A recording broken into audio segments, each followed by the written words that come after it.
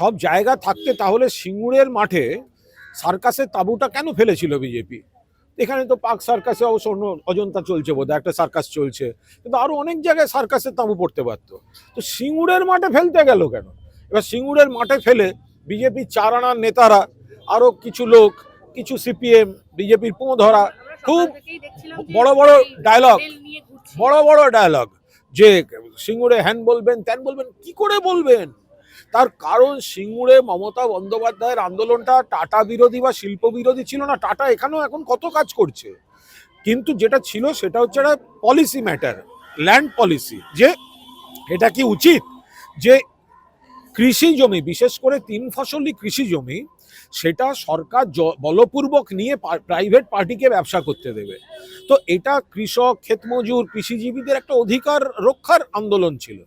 নরেন্দ্র মোদী জানেন এমনিতেই ওনার কৃষক বিরোধী ইমেজ, তার মধ্যে যদি এইসবের মধ্যে ঢুকতে যান, সারা ভারতে এমনিতেই সিঙ্গুর মডেলে কৃষকরা আন্দোলন করেন, তো সুতরাং সেটা তার সাড়ে সর্বনাশ হবে।